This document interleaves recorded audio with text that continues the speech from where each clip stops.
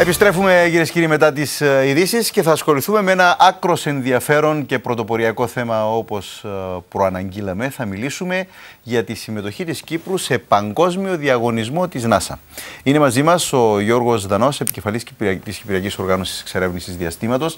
Μαζί μας επίσης η Κωνσταντίνος Χρήστου και Χρήστος Παναγιώτου Μέλη, μιας από τις κυπριακές ομάδες που συμμετέχουν στο διαγωνισμό και η οποία, όπως φαίνεται, έχει πιθανότητες και τρέφει ελπίδες να κερδίσει και μια από τις πρώτες θέσεις στον διαγωνισμό. Πρόκειται για την ομάδα Mars Sense, δηλαδή σε ελεύθερη μετάφραση θα μπορούσε να μεταφερθεί στην ελληνική ως αισθανθείτε τον Άρη ή αίσθηση από τον πλανήτη Άρη. Άρα και το πείραμα της ομάδας έχει να κάνει με τον κόκκινο πλανήτη. Θα μάθουμε περισσότερα από τους ίδιους τους πρωταγωνιστές του προγράμματος. Καλώς ορίσατε στην εκπομπή μας. Κύριε Δανέ, να κάνουμε αρχή με σας. Καταρχάς, συγχωρέστε την άγνοια μας, Κυπριακή Οργάνωση Διαστήματος. Εξερεύνησης Διαστήματος. Εξερεύνησης του διαστήματος. Πού υπήρχε αυτό το πράγμα? Είναι μια οργάνωση που πρόσφατα έχει δημιουργηθεί. Με στόχο... Δικαιολογείται δηλαδή η άγνοια μας. Δικαιολογείται η άγνοια σας, μια χαρά, ναι. Πρόσφατα έχει δημιουργηθεί με στόχο να προωθήσουμε πραγματικά την εξερεύνηση του διαστήματος στην χώρα αυτή.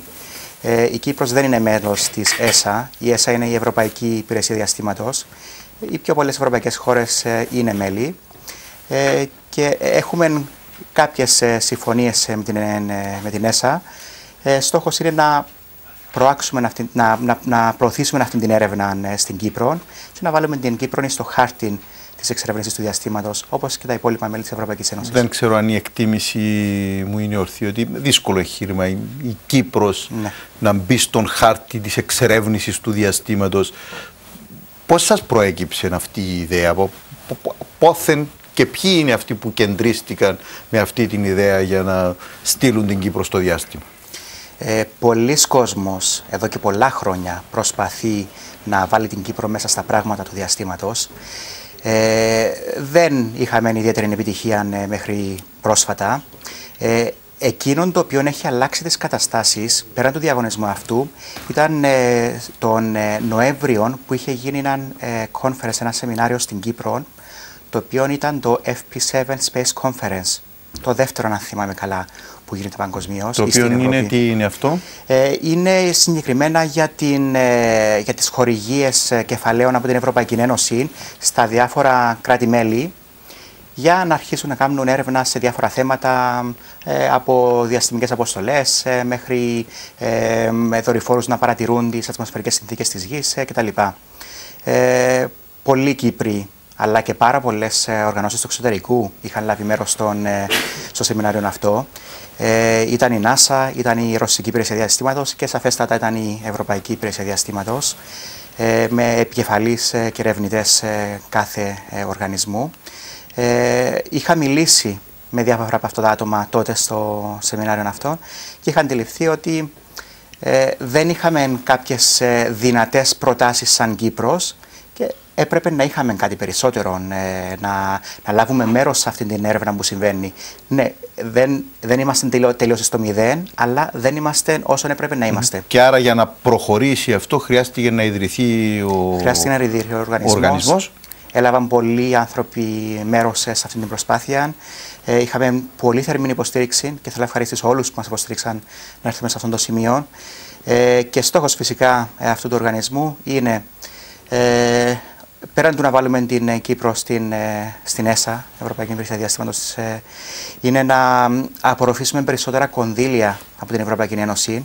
Υπάρχουν πολλά κονδύλια συγκεκριμένα για την έρευνα του διαστήματος. Για σκοπούς έρευνας που να έχει σχέση με το διάστημα. Ναι. Με το διάστημα τώρα όταν λέμε δεν σημαίνει απαραίτητος αποστολές προς πλανήτες κτλ. Ναι, κατανοητό. Αυτό είναι ένα κομμάτι. Ό,τι έχει να κάνει μπορεί, ξέρω εγώ, να εφεύρεται ένα μηχάνημα το οποίο να... Ακριβώς. να χρησιμοποιείται ιατρικά ή άλλως πώς από τους αστροναύτες όταν θα πάνε εκεί που θα πάνε. Χίλια μπορεί να είναι. Λοιπόν, και αυτή η συμμετοχή στον διαγωνισμό πια ως τέτοια πώς προκύπτει? Ένας φοιτητής του Πανεπιστημίου του ΤΕΠΑΚ με πολλή προσπάθεια και συγχαίρω αυτόν τον άνθρωπο, το όνομα του είναι Μάριος Ισαακίδης, είχε αιτηθεί στην NASA η Λεμεσός να είναι μία από τις πόλεις στο παγκόσμιο που θα λάβουν μέρος σε αυτό το διαγωνισμό. Είναι η δεύτερη φορά που γίνεται αυτός ο διαγωνισμός. Άρα στο διαγωνισμό συμμετέχουν πόλεις ως πόλεις? Πόλεις, τοποθεσίες. Τοποθεσίες. Ναι, και συγκεκριμένα, όπως είχα αναφερθεί πριν από τον συνάδελφο εδώ, είπαν ότι τη φετινή χρονιά ήταν και το International Space Station, ο διεθνής διαστημικός σταθμός που ήταν που συμμετείχε σαν τοποθεσία. Ναι, ναι. Και εγκρίθηκε ήταν η συμμετοχή της Λεμεσού μεγάλη μας τιμή. Στη βάση ποιον κριτήριο, δηλαδή τι ήταν εκείνο που κατάφερε ο Ισαακίδης, με τι να πείσει την NASA βάρτε και την Λεμεσόν της Κύπρου?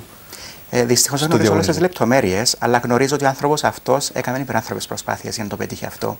Το πάλεψε. Το πάλεψε πολύ. Και φτάνουμε στο πρόγραμμα Mars Sense.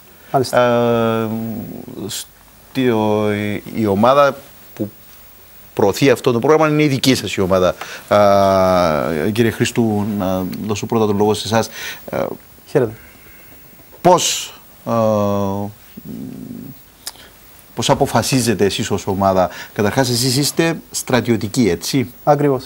Είμαστε αξιωματικοί μηχανικοί της αεροπορίας, της Εθνικής Φρουράς. Όλη η ομάδα σας, διότι δεν είστε μόνο οι δύο, έτσι? Ναι, έτυχε η ομάδα όλη να είναι και οι 5 να είναι από την ίδια μονάδα. Άρα επιστήμονες του στρατού ουσιαστικά. Μπορείτε να το θέσετε και έτσι. Ναι, και ειδού που και το στράτευμα κάνει πράγματα που είναι αξιοζήλευτα, έτσι, για να μην κυκλοφορούν κάποιοι εκεί έξω και να λένε για το στράτευμα. Λοιπόν, και πώς σας έρχεται σας ιδέα να κάνετε αυτή την ομάδα, να προωθήσετε αυτό το πρόγραμμα και να πούμε επί τούτο τι είναι ακριβώς αυτό το πρόγραμμα? Βασικά μόλις αντιληφθήκαμε την ύπαρξη του διαγωνισμού, δύο μέλη της ομάδας, τα οποία δυστυχώς δεν βρισκόνται εδώ, είναι και απόφοιτοι του Πανεπιστημίου με μεταπτυχιακές σπουδές. Έχουν εμπλακεί ενεργά σε τεχνολογία αισθητήρων, ασύρματων αισθητήρων, οι οποίοι μεταδίδουν χρήσιμες πληροφορίες. Ένας εξ αυτών συνέλαβε αυτή την ιδέα να λύσουμε ένα από τα προβλήματα που ζητούσε η NASA. Η NASA ζητούσε να εκμεταλλευτούμε τα 300 κιλά της απόβαρης μάζας που χρησιμοποιεί το σκάφος για να εισέλθει στην ατμόσφαιρα του Άρη, για να τα αξιοποιήσουμε καταλήλως με κάποια συγκεκριμένη τεχνολογία.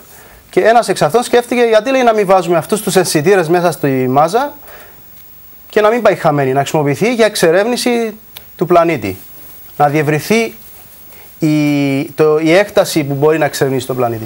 Το απόβαρο στο οποίο αναφέρεστε είναι βάρος το οποίο πετά το διαστημόπλοιο όταν εισέρχεται στην το βάρος αυτό αποβάλλεται... είναι άχρηστο ή του ήταν άχρηστο ως τώρα. Ναι. Απλώς η NASA ζήτησε από κάποιους να το εκμεταλλευτούν αυτό, γιατί να πάει χαμένο.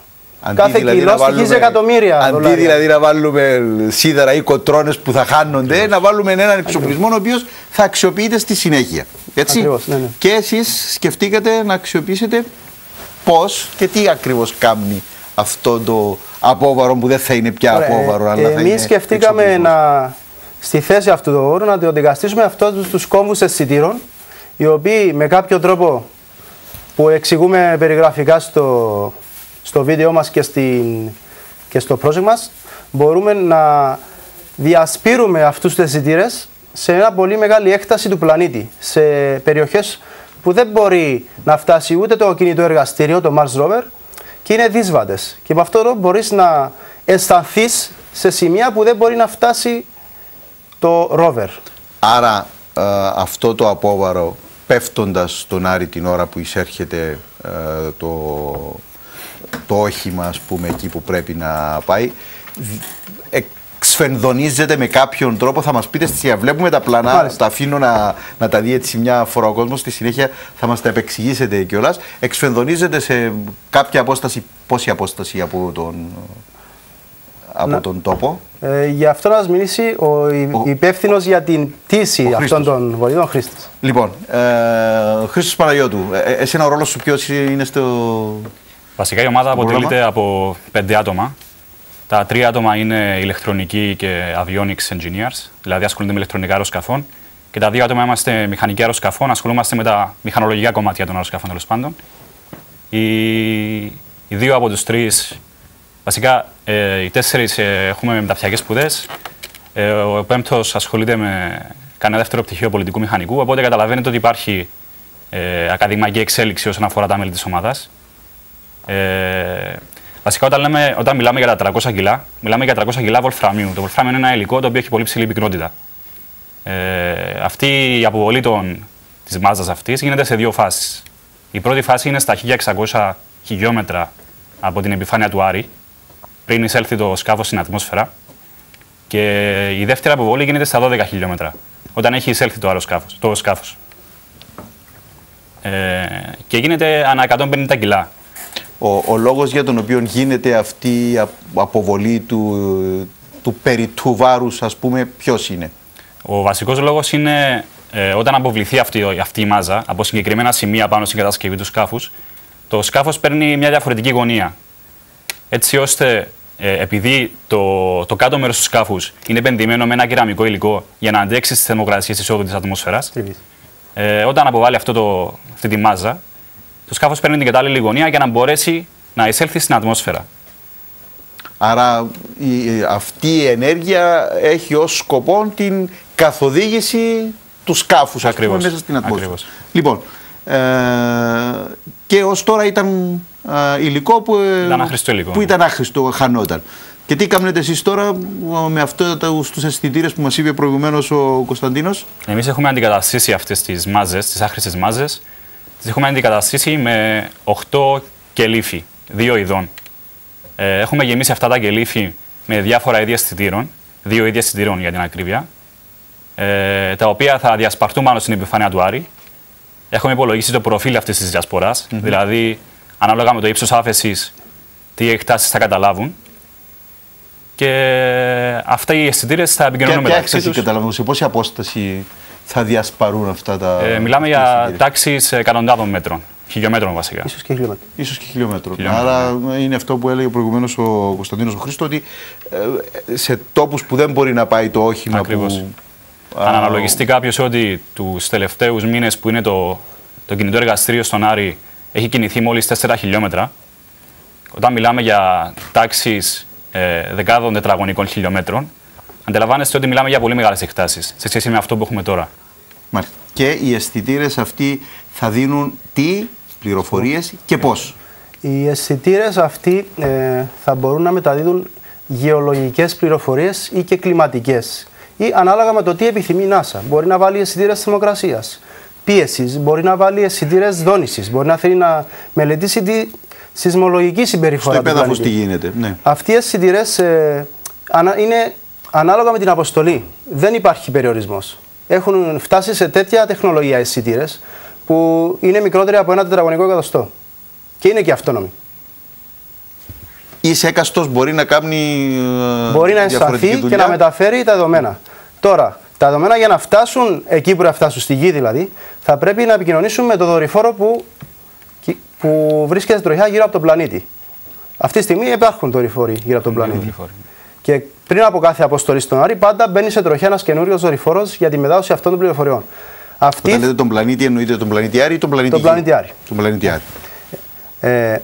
Αυτοί οι αισθητήρες θα έχουν και κάποιο, ας το πούμε, μητρικό αισθητήρα, ο οποίος είναι. Θα συγκεντρώνει τις πληροφορίες. Μάλιστα, θα είναι υπεύθυνος να συγκεντρώνει τις πληροφορίες και έχει ισχυρό σύστημα μετάδοσης για να μπορεί να επικοινωνήσει με τους δορυφόρους αυτούς, χωρίς να χρειαστεί καν η παρέμβαση του rover. Και με τον τρόπο αυτό, αισθητήρες στον κεντρικό αισθητήρα, από τον κεντρικό αισθητήρα στους δορυφόρους και από τον δορυφόρο πίσω στη γη. και αξιοποιεί η NASA αναλόγως. Και δεν χρειάζεται να πάει καν το όχημα εκεί πέρα. Λοιπόν, να δούμε από την αρχή ξανά το βιντεάκι, το οποίο είναι άκρως ενδιαφέρον, και να μας εξηγήσετε τι ακριβώς γίνεται τώρα. Αυτή τη στιγμή ξεκινά να εισέρχεται στην ατμόσφαιρα.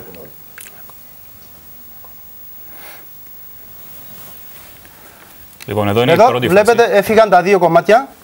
Είναι τα πρώτα δύο κομμάτια, τα οποία αποτελούνται από 75 κιλά εκαστό. Αυτά θα πέσουν πολύ μακριά από το όχημα. Αυτά δεν θα τα πλησιάσει ποτέ το όχημα. Αυτά θα κάνουν τη δουλειά μόνα τους. Και συνέχεια βλέπετε κάποια σωματίδια που αποβάλλονται, είναι άλλα 6 τεμάχια. Έχουν αυτή τη μορφή που βλέπετε στους δέχτες σας και περιέχουν το μητρικό αισθητήρα κάποια και κάποια περιέχουν τους μικρούς αισθητήρες. Που θα κάνουν την όλη δουλειά. Αυτά θα είναι κοντά στο όχημα και υπάρχει περίπτωση να περάσει το όχημα από κοντά τους και να μαζέψει και αυτό την πληροφορία. Δηλαδή έχουμε εναλλακτική λύση και μέσω του ρόβερ και μέσω των δορυφόρων. Αυτά που βγαίνουν τώρα έτσι έξω από το κάτι σαν βόμβα ή πύραυλος. Είναι οι αισθητήρες, είναι οι κόμβοι αισθητήρων. Μάλιστα. Και ο μητρικός κόμβος, επειδή είναι βαρύς, θα χρησιμοποιήσει το αλεξίπτωτο για να προσγειωθεί με ασφάλεια. Μέσα σε ένα περιβάλλον αισθητήρων. Οι αισθητήρες αυτοί είναι πανέξυπνοι, έχουν αλγόριθμους που οργανώνονται από μόνοι τους. Είναι όλα, μπορείς να τα ρυθμίσεις εκ των προτέρων, μπορούν να ενεργοποιηθούν με κάποιο ρολόι μετά την προσγείωση στον Άρη, και είναι μια τεχνολογία η οποία υπάρχει. Δεν την επινοήσαμε εμείς, είναι μια υπάρχουσα τεχνολογία η οποία εφαρμόζεται με επιτυχία στη γη. Ενδεχομένως σε μια κατοπινή εξέλιξη της όλης προσπάθειας αυτοί οι αισθητήρες μπορεί να στέλνουν και οπτικό υλικό κάποια στιγμή, με κάποιο τρόπο, με ίνες ή δεν ξέρω εγώ, ή αν... Υπάρχουν αισθητήρες που φέρουν κάμερα. Άρα μπορεί και εικόνα να παίρνουν. Βέβαια. Λοιπόν, κύριε Δανέ, αν η προσπάθεια της ομάδας επιτύχει, και θέλω να εξηγήσουμε τι σημαίνει το να επιτύχει, τι θα θεωρούσατε εσείς επιτυχία της ομάδας σε όλη αυτή την προσπάθεια? Καταρχάς, έγινε ένα κομμάτι του διαγωνισμού στην Κύπρο και η ομάδα Mars Sense κέρδισε και θα προσωπήσει την Κύπρο στον παγκόσμιο πια διαγωνισμό, έτσι. Δύο ομάδες από την Κύπρο έχουν προκριθεί. Η πρώτη ομάδα είναι η Mars Sense και η δεύτερη ομάδα είναι η Enermap, που είναι μαθητές του Λυκείου, το οποίο είναι εξίσου ενδιαφέρον το ότι οι μαθητές του Λυκείου είχαν φτάσει. Όχι, είναι πιο ενδιαφέρον το ότι οι μαθητές του Λυκείου. Όχι, να μην φύγετε, αλλά αντιλαμβάνεστε ότι άλλο μια ομάδα 5 επιστημόνων, ξέρω εγώ, να κάνει αυτό που κάνει, και άλλο είναι μια ομάδα μαθητών Λυκείου να κάνει. Μια παρένθεση, τιμή σε ένα και προς τους μαθητές του Λυκείου. Τι έκαναν αυτοί? Οι μαθητές του Λυκείου είχαν κάνει το λεγόμενο project Enermap, το οποίο, διαβάζοντας ακριβώς το τι λέμε στο press release μας, είναι η παρακολούθηση των κλιματικών και γεωλογικών, διαβάζω το λαθασμένο σε σημείων, δίνουν πληροφορίες για πώς μπορεί κάποιος να επενδύσει σε ενεργειακά project στον πλανήτη Γη, και μπαίνει σε μια συγκεκριμένη ιστοσελίδα η οποία σε ενημερώνει πού μπορείς να επενδύσεις, πού έχεις καλύτερο return to your investment, περισσότερα χρήματα για την επένδυση σου, για να επενδύσεις σε πράσινες τεχνολογίες. Μια ομάδα μαθητών του Λυκείου με μεγάλες... Πολύ λαμπρή ομάδα. Λοιπόν, τι θα ήταν επιτυχία για τις ομάδες αυτές στο διαγωνισμό, και τι θα σημαίνει και για την Κύπρο μια τέτοια δικαίωση, ας πούμε, επιστημονική? Επιτυχία είναι ήδη. Με το γεγονός ότι έχει διαδοθεί αυτή η είδηση σε όλη την Κύπρο, αλλά και στο εξωτερικό. Έχει κάνει μεγάλη είδηση το συγκεκριμένο project, αλλά και το που έχει φτάσει η Κύπρος. Άρα μπήκε η Κύπρος λίγο πολύ στο χάρτη που λέγατε προηγουμένως. Μάλιστα. Με αυτόν τον διαγωνισμό ήδη είμαστε μέσα στα πράγματα. Η συγκεκριμένη ομάδα εδώ, η Mars Sense, είναι τώρα στην ψηφοφορία στη δεύτερη θέση παγκοσμίως Είναι κάτι μοναδικό για τη χώρα μας. Δηλαδή, ψηφίζει ο κόσμος μέσω διαδικτύου για να αναδείξει την πρώτη ομάδα. Υπάρχουν δύο τρόποι ψηφοφορίας. Λοιπόν, δεν ξέρω αν πολύ ξεχωρίζει. Αυτή είναι η ιστοσελίδα στην οποία μπορεί να μπει κάποιος για να ψηφίσει. Αν δεν είναι διάκριτο αυτό, αν κάποιος στο Google, στο διαδίκτυο, βάλει απλώς την ονομασία της ομάδας Mars Sense, έτσι όπως είναι γραμμένο στους δέχτες σας και το βλέπετε τώρα, θα τον παραπέμψει στην ιστοσελίδα εκεί όπου θα τον βοηθήσει να κάνει τις διαδικασίες που πρέπει να κάνει για να ψηφίσει. Ψηφίστε την ομάδα Mars Sense για να στείλουμε την Κύπρο στο διάστημα. Και για να κλείσουμε, αν κερδίσετε, φαντάζομαι η NASA θα σας φορτώσει με λεφτά. Ιρωνικά το λέω, διότι ξέρω ότι αυτό είναι ένας μύθος προφανώς. Το μόνο που μπορούμε να κερδίσουμε είναι την επιστημονική διάκριση. Την οποία έχετε ήδη κερδίσει με όσα μας εξήγησε ο κύριος Δανός προηγουμένως, και συγχαρητήρια γι' αυτό. Αλλά πείτε και την πραγματικότητα, η NASA όλες αυτές τις προτάσεις, ιδέες κλπ. Ακριβώς, η NASA έχει κάνει ένα ανοιχτό διαγωνισμό και αναζητεί ιδέες για να επιλύσει τα προβλήματα της εξερεύνησης του διαστήματος. Είναι μια έξυπνος τρόπος, φτηνός, για να μπορέσει να βρει λύσεις στα προβλήματα που έχει. Μάλιστα. Και να βελτιώσει την εξερεύνηση. Και εσείς συμμετέχοντας στο διαγωνισμό να αποποιήσετε οποιοδήποτε δικαιωμάτων της εφεύρεσής σας, τα οποία θα καρπούται η NASA από τούδε. Ελπίζουμε ότι κάποια στιγμή θα ζητήσουμε και τη δική μας άποψη. Λοιπόν, μακάρι να κερδίσετε κιόλας τον διαγωνισμό. Ευχαριστούμε πάρα πολύ. Ούτως ή άλλως είναι μεγάλη επιτυχία, το είπε και ο κύριος Δανός προηγουμένως, το γεγονός ότι καταγράφεται η Κύπρος και μια ομάδα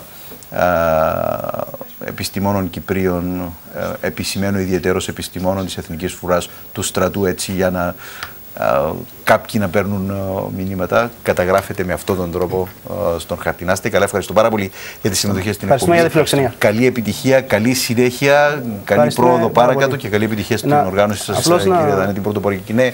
Να υπενθυμίσουμε στον κόσμο ότι σήμερα τα μεσάνυχτα τελειώνει η ψηφοφορία. Ναι, όσοι είναι να ψηφίσετε τώρα, σήμερα, μέχρι τα μεσάνυχτα. Ευχαριστώ πάρα πολύ. Να είστε καλά, καλή συνέχεια. Με ένα θέμα θρησκευτικής υφής ολοκληρώνουμε την εκπομπή μας, κυρίες και κύριοι. Φιλοξενούμε τον πατέρα Μάριο Καλένο, εφημέριο του Ιερού Ναού Αγίων Κωνσταντίνου και Ελένης στο Δάλη. Ο πατήρ Μάριος θα μας πει περισσότερα για την μεταφορά των τιμίων λειψάνων του Αγίου Κοσμάτου Ετωλού στο Δάλη για να εκτεθούν για προσκύνημα από τους πιστούς. Τίτλοι ειδήσεων και αμέσως μετά μαζί μας ο πατήρ Μάριος.